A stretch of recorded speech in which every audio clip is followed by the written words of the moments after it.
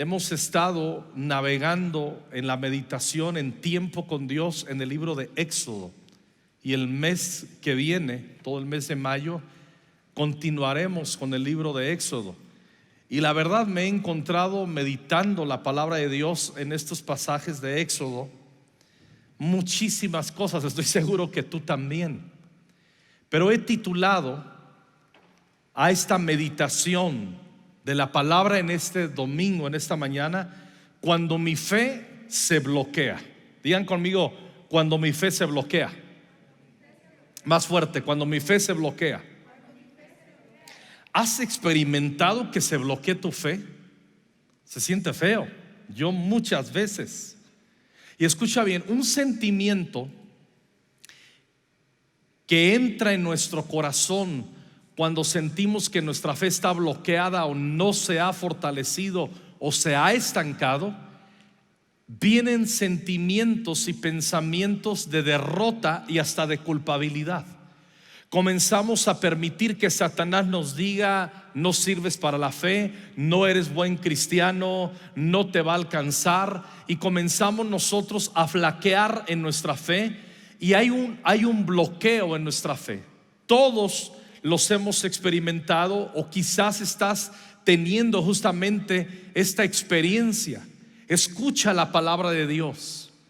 Mira las consecuencias de una fe bloqueada, pero también vamos a hablar cómo salir de ahí, cómo avanzar, porque la voluntad de Dios es que es ser desbloqueados en nuestra fe, y la palabra de Dios enseña que debemos de ir de fe en fe y de gloria en gloria. Quiero aclarar algo: los temas de fe, el asunto de fe, la fe es como un músculo, tiene que ser ejercitada. La fe no es un tema místico, es un asunto práctico, es un asunto de acción también. Pero noten bien, vamos a tener situaciones en nuestras vidas cual ya describí, y no debes sentirte fracasado cuando tengas esos sentimientos. Tampoco debes de tenerlos en poco, pero tampoco pueden sofocar tu vida y hacerte sentir un derrotado y alguien que ya no sirve para nada en la vida, en tu andar con el Señor. En Éxodo capítulo 4, versículos 29 al 31, en la Nueva Traducción Viviente, Éxodo 4, 29 al 31, dice así: Luego Moisés y Aarón regresaron a Egipto y convocaron a todos los ancianos de Israel. Aarón les dijo todo lo que el Señor le había dicho a Moisés, y Moisés realizó las señales milagrosas a la vista de ellos. Por ahora, esos dos versículos. ¿Cuál es el contexto? Ya vimos que el Señor vino, se apareció y se reveló a Dios, a Moisés, en la zarza ardiente. Le dio el llamado, lo envió a Egipto, que regresara y que fuera un instrumento de libertad después de tantos años de cautiverio del pueblo de Israel allá, por siglos, más de 4 siglos. Entonces aquí los versículos que estamos leyendo es cuando Moisés y Aarón hacen una incursión a Egipto, se encuentran con los ancianos, con los líderes de Israel, y les manifiestan, tanto Aarón como Moisés, ya leímos todo lo que Dios quiere hacer a favor de Israel y cómo Dios manifiesta que los quiere sacar del cautiverio. De hecho, en el versículo 31, ahí mismo de Éxodo 4, entonces el pueblo de Israel, escuchen bien, quedó convencido. En la versión 60 dice creyó. Digan conmigo creyó. Digan conmigo quedó convencido. Dice: entonces el pueblo de Israel quedó convencido de que el Señor había enviado a Moisés y Aarón. Cuando supieron que el Señor se preocupaba por ellos y que había visto su sufrimiento, se inclinaron y adoraron. Me fascina como dice este versículo. Cuando supieron que el Señor se preocupaba por ellos y que había visto su sufrimiento, se inclinaron y adoraron. Noten bien, ¿qué me gusta? Bueno, me gusta mucho podemos hacer un exégesis de este versículo, pero todo termina en un acto de adoración y se inclinan delante del Señor todo el pueblo y los ancianos que escuchan lo que Dios pretende hacer a favor de ellos, cuando supieron que el Señor se preocupaba por ellos. No es cuando le resolvió el problema. Adoraron cuando todavía no estaban en la tierra prometida. Adoraron solamente cuando Moisés y Aarón trajeron fe a sus corazones y les manifestaron las intenciones de Dios para que fueran liberados de la esclavitud. Fue allí cuando adoraron, cuando supieron que Dios se preocupaba por ellos. Y te quiero recordar a ti, amigo, amiga, hermano, hermana, en esta mañana, Dios se preocupa por ti. No somos un bulto. Dios no está ajeno a lo que estás pasando en tu vida, que está poniendo cargas y que está haciendo o creando un ambiente en tu corazón de una fe bloqueada. Como que el pozo de tu fe está bloqueado, está tapado. Pero cuando supieron que el Señor se preocupaba, adoraron. Recibieron el reporte con fe, recibieron el reporte con asombro, sabiendo que Dios se estaba moviendo a su favor. Entonces adoraron, se inclinaron como respuesta ante ante lo que escuchaban, saber que Dios está de mi lado. Oh, amados y amadas, la adoración no debe suceder en nuestros corazones delante de Dios solamente cuando Dios resuelve el asunto que nos era contrario, que nos estaba oprimiendo. A veces condicionamos nuestra adoración a Dios. Si tú me haces este paro, entonces, miren, les voy a poner un ejemplo. Las mandas. ¿Se acuerda cuando usted hacía mandas? Obviamente usted no conocía del Señor. Obviamente usted no tenía una revelación más profunda de la palabra de Dios. ¿Y qué sucedía? Usted estaba metido en un problema y usted decía: San Juditas Tadeo, o el terafín, o el santo, el ídolo de su preferencia y su elección errónea en esa época. Y usted le decía: si me ayudan, por favor. Perdón, esos son asuntos que aquí en vivo son terribles. ¿Puedes bajar mi monitor, por favor? Si me dejas sin monitor, no me importa que la gente sea bendecida. Me distraje, discúlpenme. Estaba con las mandas. ¿Te acuerdas cuando le decías: Señor, si tú sanas a mi abuelita que me crió, si tú sanas a mi abuelita que fue, Señor, yo te prometo que dejo de fumar y dejo de tomar? Y hacían pactos, y hacían mandas. Pero entonces, si la abuelita no moría, si el papá no moría, si el sobrino no moría, o cualquier situación que tú hayas puesto delante de Dios, ¿recuerdas qué hacías? Ibas y cumplías tu manda. Ese es un acto de adoración, obviamente con una motivación errónea y a un ídolo equivocado, pero que de esa adoración lo es. Equivocada sí, a Dios no, a Dios no. Y todo lo que es adoración fuera del objeto de nuestra alabanza, que es el Señor, es idolatría, pero ese es otro tema. Pero era una forma de adoración. Pero a veces traemos esos rollos a la vida de fe cuando nos encontramos con el Señor. Adoramos solamente hasta que Dios trae la respuesta, pero no adoramos, o nos cuesta trabajo adorar, cuando escuchamos que Dios está de nuestro lado. Tenemos que ser intensos en nuestra adoración desde que la palabra de Dios nos da conciencia que Dios se va a mover a nuestro favor. ¿Escucharon lo que dije? Debemos ser adoradores desde el mismo momento en que nosotros, al leer la palabra, nos damos cuenta que Dios se está moviendo a nuestro favor. Desde ahí comienza la adoración. Se magnifica cuando Dios cumple sus promesas y las experimentamos. Se hace más gloriosa, pero no debemos esconder nuestra adoración. No debemos de bajar nuestras manos. Nuestra adoración al Señor tiene que ser constante. La Biblia dice en un salmo: bendeciré al Señor en todo tiempo, y su alabanza estará de continuo en mi boca. Alaba al Señor en medio de la circunstancia adversa que estás viviendo. El hecho que yo estoy leyéndote un versículo, recordándote el versículo donde dice: cuando supieron que el Señor se preocupaba por ellos y que había visto su sufrimiento, se inclinaron y adoraron. Hago una pregunta: ¿ya los había sacado de Egipto para que se inclinaran y adoraran? ¿Ya los había Dios sacado en este capítulo de Egipto? Pregunto. ¿No hacen TCD aquí los que están aquí?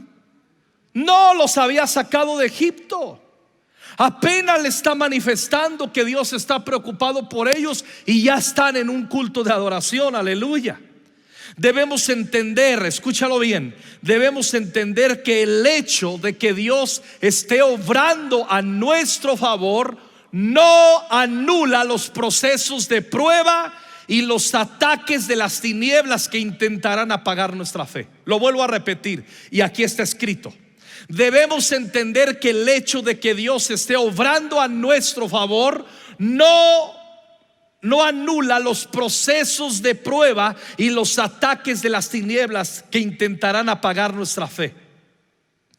Te digo también, la fe no es una herramienta para evadir el conflicto mientras camino a poseer las promesas que Dios me ha hecho. Óyelo bien, la fe no es una herramienta para evadir el conflicto mientras camino a poseer las promesas que Dios me ha hecho. Pero sí es la fe la garantía de que su amor y su bondad, en su amor y su bondad, Él cumplirá su propósito en mí. Por eso quiero pedirles, si tú sientes que tu fe está bloqueada, no te desanimes del todo. No comiences a meterte rollos ahí. Nos volvemos fatalistas cuando se bloquea nuestra fe, y eso es lo que vamos a ver ahora. Cuando vamos a Éxodo capítulo 5, del 1 al 9, que nada más vamos a leer los versículos 8 y 9. Éxodo 5 del 1 al 9 narra la negativa de Faraón ante la solicitud de Moisés y Aarón de ir a adorar a Dios al desierto. Esta negativa, oigan bien lo que voy a decir, esta negativa de Faraón también aumentó las tareas sobre el pueblo de Israel, considerando que la respuesta de Israel, también Faraón consideró que la respuesta de Israel al plan de Dios era un acto ocioso y vano. Cuidado con ello. Éxodo 5, 8 y 9 dice: pero aún así esta es la respuesta de Faraón, aún así ellos tienen que seguir produciendo la misma cantidad de ladrillos que antes. Y oigan bien lo que dice Faraón, que representa la voz de Satanás: no deben producir menos porque se están volviendo perezosos. Por eso es que se están quejando y pidiendo que los dejemos ir a ofrecer sacrificio a su Dios. Así que háganlos trabajar más duro. De esa manera se mantendrán bien ocupados y no prestarán atención a las mentiras de Moisés. Vean cómo trabaja Satanás. Cuidado. Por eso les he advertido y les he dicho en esta mañana en el nombre del Señor que no vamos a nosotros. No significa que el hecho de debemos entender que el hecho de que Dios esté obrando a nuestro favor no anula los procesos de prueba y los ataques de las tinieblas. No los anula. Ya habían adorado.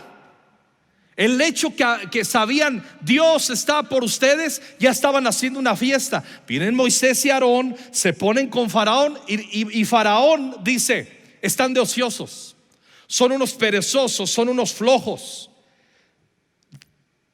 Manténganlos bien ocupados, que no presten atención al proyecto de Dios de ser un pueblo adorador. Manténganlos ocupados. Faraón quiso pisotear el proyecto de Dios de que su pueblo saliera de la esclavitud y se convirtieran, como dice Éxodo también, en un reino de sacerdotes y gente santa. Si Satanás, escucha bien lo que voy a decir, si Satanás gana la batalla en nuestra mente, haciéndonos pensar que nuestra adoración es mentira, vanidad u ociosidad, ya habremos perdido las fuerzas para la guerra en su contra. La tarea de Satanás es decirnos: no merece la pena, no vale la pena tu devoción, no vale la pena que confíes en Dios, no debes hacerlo. Si gana Satanás la batalla en nuestra mente, haciéndonos pensar que nuestra adoración es mentira, es ociosa o es vana, ya habremos perdido las fuerzas para la guerra en su contra. ¿Por qué hay tanta gente? ¿Me ayudas, Isaac, por favor? ¿Por qué hay tanta gente que tú ves que solamente permanecen 7 añitos en la iglesia, 10 años, y de repente los ves, ¡pum!, ya no están? Es que tuvieron una desilusión en la iglesia con uno de los líderes. A cualquier iglesia que vayas vas a tener desilusión con nosotros los líderes. Nos proponemos no desilusionar, obviamente, y es nuestro deber guardar la compostura en ello, para la gloria de Dios y para servirte a ti. Pero a veces hacemos unos pretextos tan infantiles en cuanto a nuestra fe.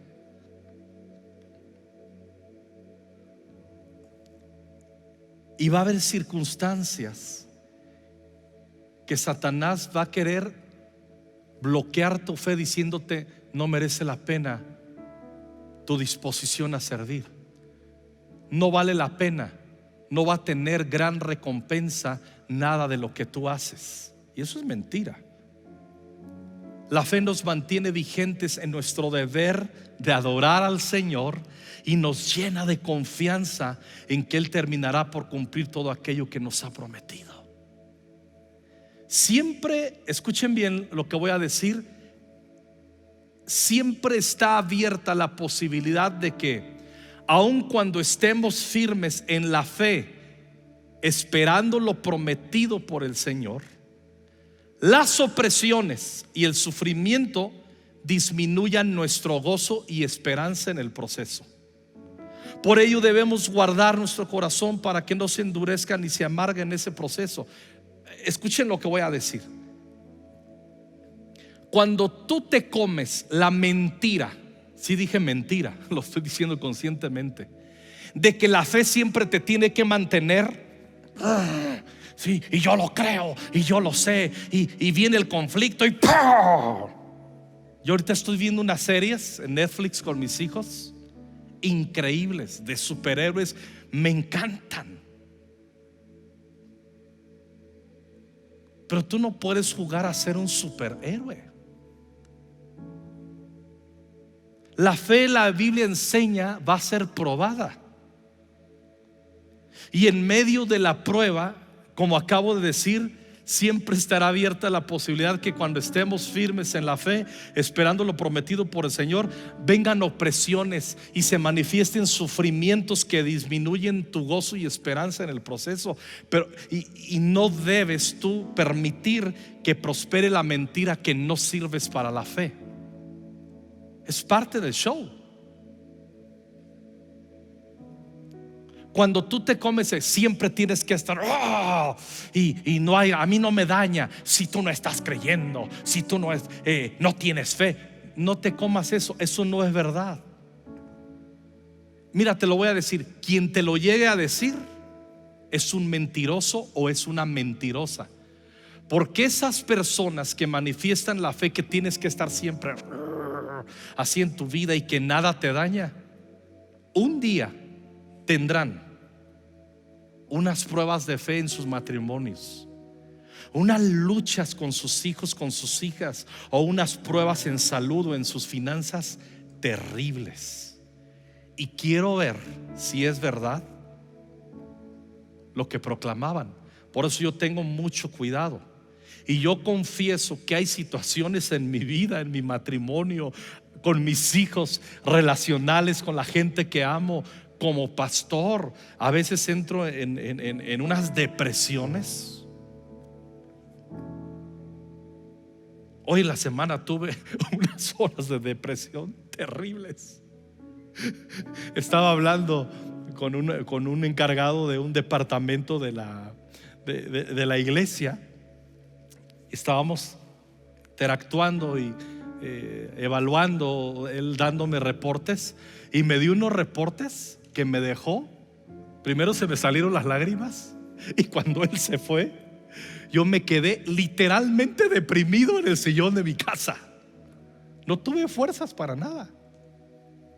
No tuve fuerzas. Yo dije, no puede estar pasando esto en la iglesia, no puede estar pasando eso. Yo entré en una crisis de fe. En ese momento sentí que mi fe estaba bloqueada. ¿Qué hice? Cerré mis ojos y le dije, Espíritu Santo, estoy en una crisis, ¿me puedes ayudar? No tuve para orar más. Ni siquiera esas palabras las manifesté con mi boca, salieron de lo profundo de mi corazón. ¿Sabes qué hice? Me quedé dormido. ¿Quién duerme a las 2 de la tarde? Solamente un deprimido. Me quedé dormido casi una hora. Desperté, otros quehaceres que tenía, unas llamadas programadas. Después de que comimos en la sobremesa, el contacto con mi familia y sus sonrisas y eso desbloqueó mi fe. Estaba bloqueada. Y yo pude ahora orar y decir, Señor, yo descanso en ti, yo espero en ti. Y entonces me puse a adorar. Digo, yo creo en tu provisión, yo creo en que tú cambias las cosas, yo creo que tú eres Dios que interviene a mi favor. Y me acordé del versículo con el que empecé. Me puse a adorar cuando supe que Dios me recordó que sabe lo que estoy pasando. Dios sabe lo que estás pasando. Tranquilo. Pastor, es que siento que no tengo fe. Bienvenido al club de las etapas de bloqueo en tu fe. No te vas a quedar siempre así. ¿Cómo me desbloqueo, pastor? Comienza a adorar. Dad gracias a Dios en todo tiempo. Ponte tus audífonos, ciérrate en tu cuarto. Y eso es lo que yo en las mañanas, eso es lo que hago. Ya les he dicho que antes de todo, no hay unción sin café en tu comunión con Dios. Primero tu café y luego la comunión, ¿sí? Yo me bajo, me pongo mis audífonos. Todos están en sus cuartos haciendo quehaceres. Me levanto muy temprano, quizás otros están dormidos en casa. Yo me pongo los audífonos, yo me pongo a adorar al Señor. Yo levanto mis manos, yo me pongo a danzar delante del Señor. Yo le digo, cuán grande es el Señor. Yo le digo, tú peleas las batallas por mí. Pero escuche muy bien, el desaliento, en este momento el desaliento del pueblo de Dios logró aún que repudiaran y menospreciaran el liderazgo de Moisés. Avanzamos en Éxodo 5, 20, 21. Al salir del palacio del faraón, Moisés y Aarón, cuando estaban entrevistándose para la petición de que los dejara ir, se cruzaron con Moisés y con Aarón, quienes estaban esperándolos afuera. ¿Quiénes? Versículo 21. Los jefes de la cuadrilla le dijeron a Moisés y Aarón: que el Señor los juzgue y los castigue por habernos hecho repugnantes a los ojos del faraón y sus funcionarios. Ustedes mismos les pusieron una espada a ellos en la mano, les dieron una excusa para que nos maten. Espérame, que no unos días antes habían creído y habían adorado porque dijeron, Dios está de nuestro lado. ¿No habían adorado unas horas antes? ¿No habían adorado solamente? ¿No habían tenido una fe viva que hasta se pusieron a adorar cuando supieron que Dios estaba de parte de ellos? Pero ahora, escucha bien, cuando entran en una crisis de fe, se bloquea su fe. Y cuando se bloquea nuestra fe, es común que el corazón desalentado comience a desmoronarse en su confianza hacia los demás, incluyendo a aquellos que han sido una referencia importante en tus vidas.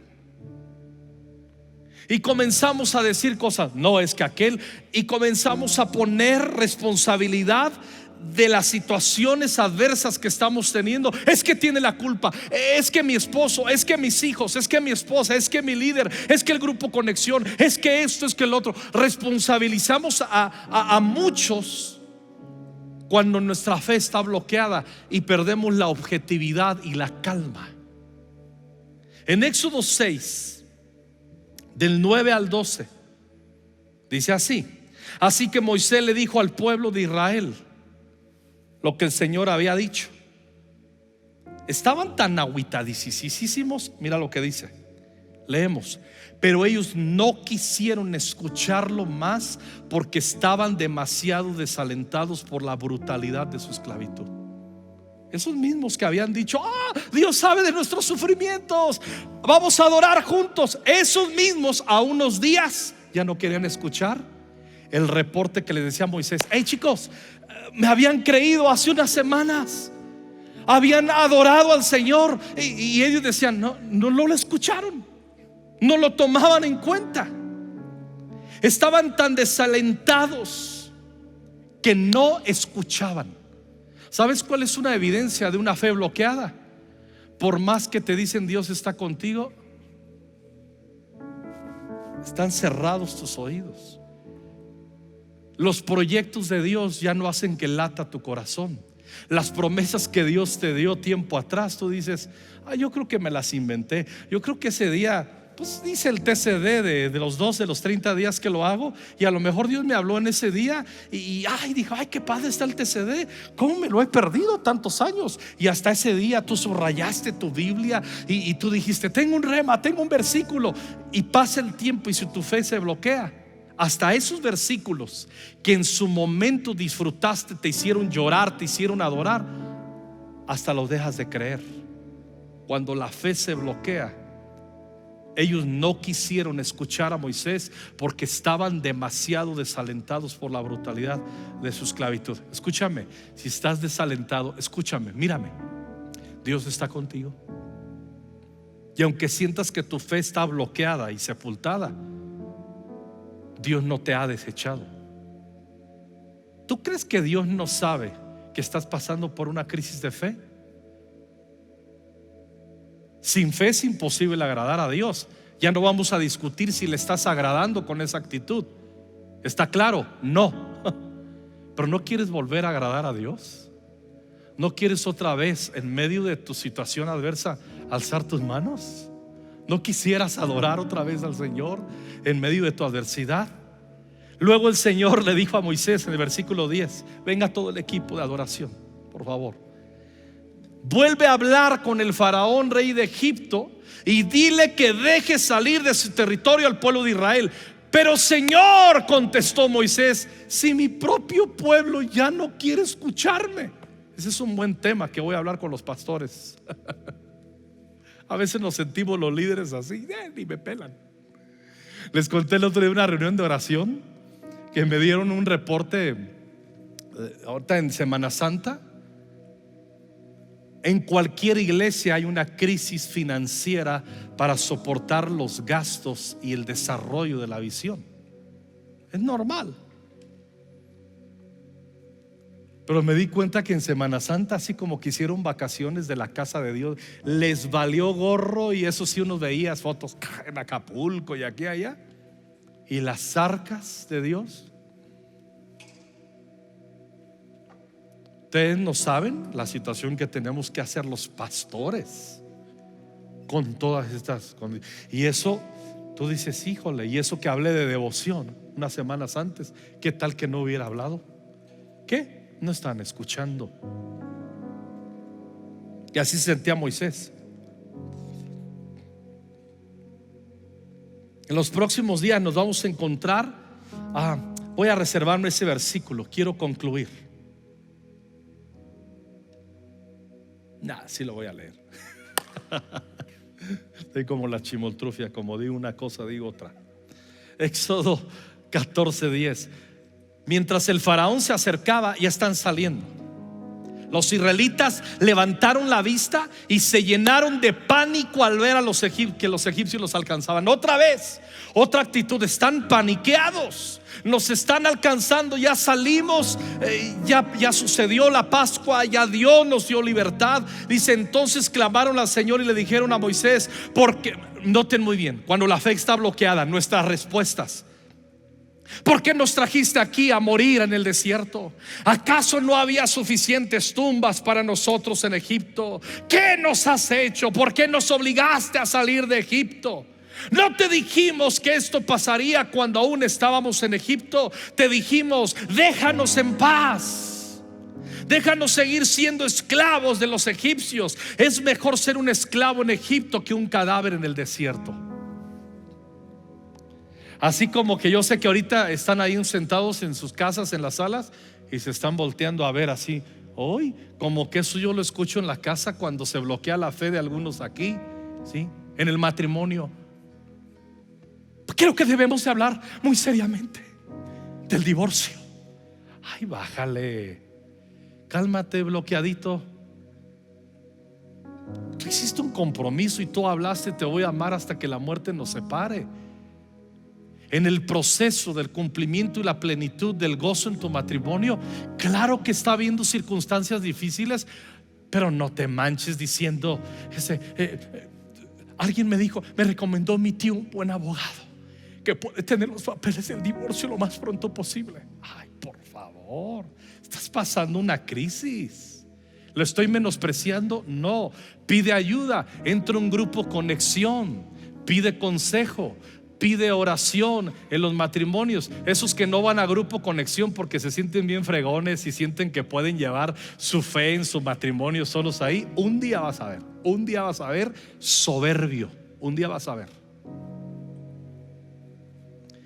Esos que están en su grupo conexión, nomás para que no les diga nada, y no abren la cámara, soberbios.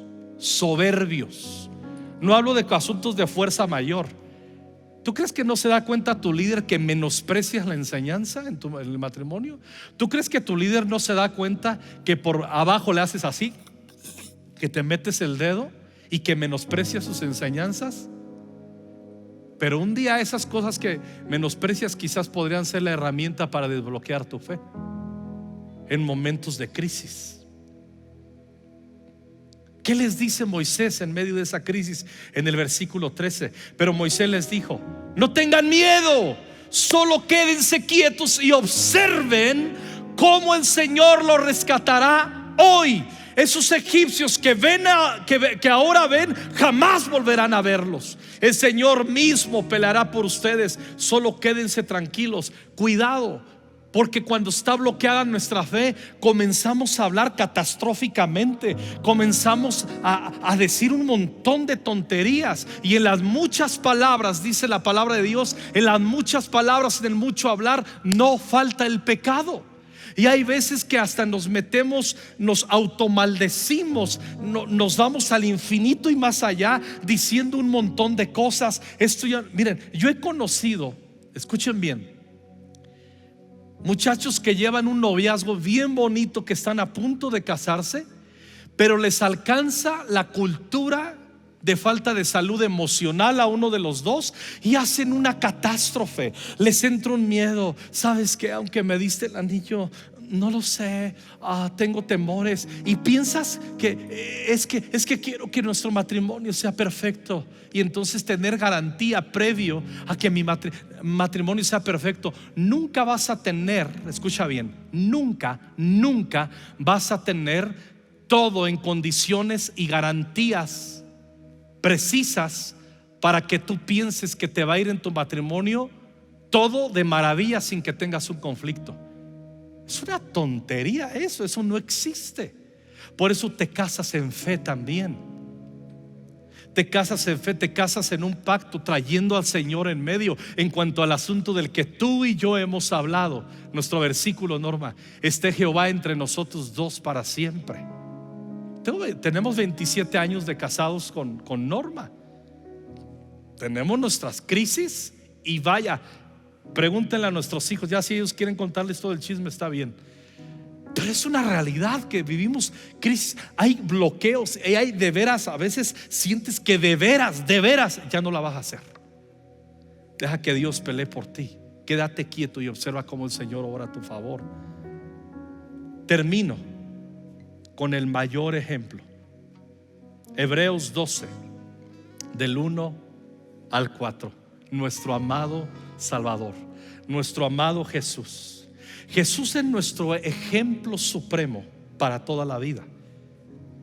Él es el modelo de la estatura del varón perfecto. Por eso siempre en las crisis tenemos que observar a Jesús. Escucha bien lo que voy a decir. Nuestras respuestas a situaciones adversas no está que Dios te haga el paro e intervenga. Hay veces que sí interviene. Quise decir esto. A veces las intervenciones de Jesús a tu vida es: observa cómo yo lo haría e imítame. Por eso aquí vamos a ver cómo Jesús gestionaba y procesaba las dificultades que estaban procurando atentar contra su fe. Tú vas a leer a Jesús con un montón de pruebas respecto a su fe en la tentación. En Lucas 4 lo vas a encontrar. Pero Hebreos 12 del 1 al 4 dice: fijémonos entonces que nos rodean muchísimas personas que demostraron su fe. Hablando de todos los héroes de fe del capítulo 11.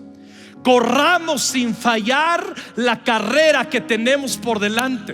Dice, observa, ya les di un ejemplo en todo el capítulo 11 de gente común y corriente que su fe es lo que los hizo ir adelante, que su fe es lo que los mantuvo firmes. Por tanto, si ellos pudieron, tú obsérvalos, toma ánimo y corre sin fallar la carrera que tienes por delante. No te salgas de la pista. Sigue adelante en tu fe, en tu comunión con Dios. Sigue adelante en el Señor. Y dice el autor de Hebreos: quitemos de nuestra vida cualquier cosa que nos impida avanzar, especialmente el pecado que nos hace caer tan fácilmente. Versículo 2, lo amo. Fijemos nuestra mirada en Jesús. ¿En quién? ¿En quién? Fijemos nuestra mirada en Jesús, en quien la fe empieza y termina. Es en Jesús. En vez del gozo que podía haber tenido, sufrió la muerte en la cruz y aceptó la humillación como si no fuera nada. Después se sentó a la derecha del trono de Dios. Si alguna vez se sienten desfallecidos y agobiados, piensen en Jesús, quien soportó pacientemente el maltrato de parte de todos los pecadores. Ustedes han luchado contra el pecado, pero no hasta el punto de perder la vida. En parte el autor de Hebreos, bajita la mano, está diciendo: no hagas teatros, no exageres, no hagas un melodrama cuando la situación está mal. Ahora, no soy insensible. Hay gente que ha perdido familiares, hay gente que está bajo una sentencia de muerte. Cuidado, eso no es un drama. Eso es un momento bien especial y bien duro. Pero igual es la fe lo que te va a poder, es mirar a Jesús. Es decir: Jesús, yo no puedo, pero tú habitas en mí, tu espíritu está en mí. Me puedes dar la misma fe, que tú eres el autor, el procurador de la fe y el consumador de la fe. Me puedes suministrar esa fe que te sostuvo. Me puedes ayudar con tu Espíritu Santo a tener esa fe. Yo no he llegado hasta la muerte. Tú sí, tú me entiendes perfectamente. Me puedes inflamar el corazón de la fe, me puedes hinchar de fe, Espíritu Santo. Por eso es importante este libro. Por eso amo la palabra de Dios. Cuando tú lees la palabra de Dios, tú vas a tener recursos y una ruta para ir adelante.